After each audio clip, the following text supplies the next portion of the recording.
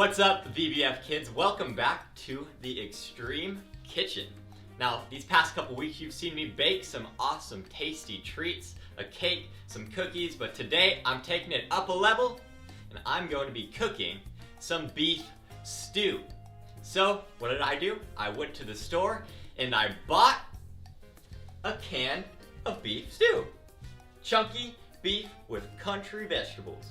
And I'm sure you guys have had something like this before. All you do is pop off the lid, get yourself a bowl, pour it on in there, like that, and you're ready to go, I guess. And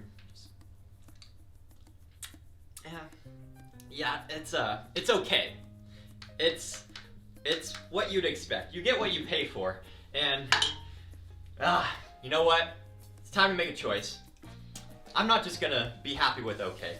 I want to do it better, and that's why I got a backup plan. I think I'm gonna make my own beef stew, and I've learned that it takes a lot of patience to make something from scratch, to do it right, and I learned my lesson from baking the cake, baking the cookies, so I think this beef stew is gonna be the same thing. It's gonna be a process, it's gonna take some time, but I'm excited. I got the ingredients.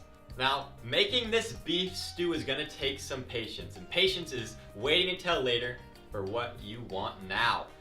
Now, I could have my stew right here, right now, but I think I'd rather wait for later and get what I really want. Some good, tasty stew, something that I could enjoy. And if there's one thing I learned from my experience with baking in the past, it's if you don't wait, it could cost you. Well, I know there's a lot of things on the line here. Some good beef stew is what my stomach desires, and if I don't wait, it could cost me. If you guys have something you're waiting for, now, if you're in a rush, it could cost you something big. If you try to get it before you're supposed to, well, you could be missing out on some big opportunities, because it's a process a lot of times, getting what we want, getting to where we want to be, being who we want to become. That's a process, and if we don't wait, we don't take the time, if we don't go through that process, it could cost you a lot. It could cost you who you're supposed to be. It can cost you getting what you're supposed to get, being who God wants you to be. While I'm making this, you guys can see what stew has to do with our Bible story. So check it out. Now, for an amazing story inspired by the book of Genesis, chapter 25, verses 24 through 34. When Abraham's son Isaac grew up, he married a girl named Rebecca. But it didn't seem as though they'd be able to have children. Please, God, give us children. But God answered Isaac's prayers, and Rebecca became pregnant with twins. Isaac, I'm pretty sure they're having a wrestling match in here. Oh, definitely boys. Rebecca asked God about the struggle she could feel. He told her, 2 nations are in your body. One nation will be stronger than the other. The older son will serve the younger one. When it was time for the babies to be born, they came out fighting. Esau was born first. He came out with a strong set of lungs and a head full of red hair. His brother Jacob was born moments later, still holding on to Esau's heel.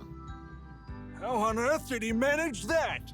The brothers shared the same birthday, but as they grew, that was about the only thing they had in common. Esau loved to roam far out into the wilderness. I would walk 500 miles and I would walk 500 more.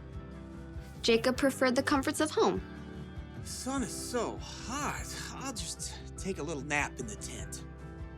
Esau loved to hunt wild animals. That is one excellent wildebeest. Jacob preferred a different type of hunting. Not you, not you. Ha! The perfect ripe honeydew melon. One fine morning, Esau headed out into the wilds in search of adventure and some nice, juicy venison. I'll feast tonight. But Esau went all morning without spotting a single rabbit. Ugh, should have packed a lunch.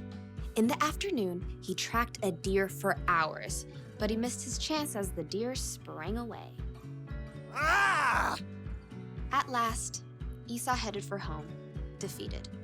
He was tired and irritated and so hungry he could eat an entire woolly mammoth.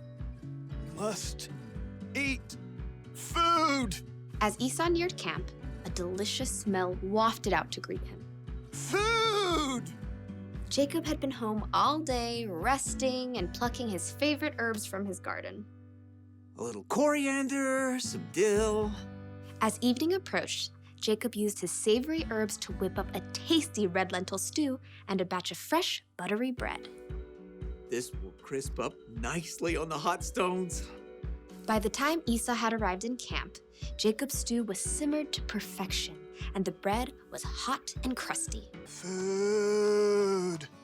Food! Esau lunged for the stew cauldron, ready to grab a bowl, but Jacob blocked his path. Not so fast. Step aside, I'm hungry. Clearly. Just let me have some of that red stew. Certainly. Esau tried to dive for the stew pot again. Just one itty-bitty thing.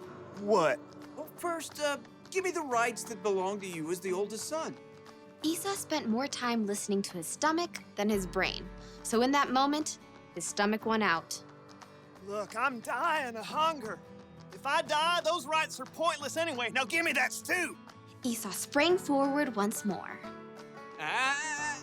Promise to give me your rights. Fine. Fine what? Fine, I promise. Promise what? I promise to give you my rights as the oldest. Cool. Help yourself.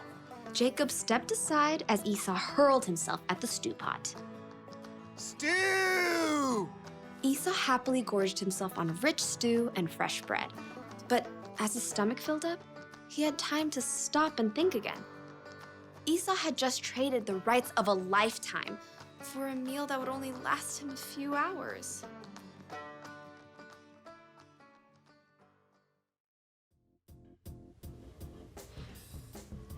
Guess what, guys? I got some good news. That is so good. Unlike Esau, I had patience and I made my own beef stew. And it's just so good. I just can't stop eating it, so I'm gonna be back later, okay? Don't worry, I'll be back. Why did Esau just make his own soup? Well, guys, Teacher Evan is getting pretty good at this patience thing, especially when it comes to cooking and baking. He's learning all sorts of lessons. All month long, we've been learning that patience is waiting until later for what you want now. Today, we watched this Bible story about Esau. He was hungry now, and he did enjoy a pot of stew, but he wasn't patient enough to wait or to make it himself. That pot of stew, I'm sure, tasted really good, but I wonder if after he was done, he realized what he had given up just to enjoy that pot of stew because he didn't have patience. He gave away his birthright. He gave away something huge, a lifetime of blessings that were going to be upon him because of that birthright. And so I have to ask myself, or is there a time that it's hard for me to wait for something really important? I'm sure you guys can also think about a time that comes in life where you have a hard time waiting. It happens to all of us, but the important thing to remember is that when we have to wait, when we have to be patient, God will supply all of our needs in those times. He will keep taking care of us, and there's a reason, there's a blessing at the end of waiting. Today we're learning that if you don't wait, it could cost you. It might cost you an experience. It might cost you learning new things in school. It might even cost you having a good relationship with one of your friends or family members. So we just want you all to see the value and the importance of being patient in those really big times. And we want you to know and trust God that He's going to be there with you along the way and meet all of your needs. Teacher Evan and I have this thing where we usually answer questions together and give you guys some more information on the subject we're talking about. But we decided today we're going to do it a little bit differently.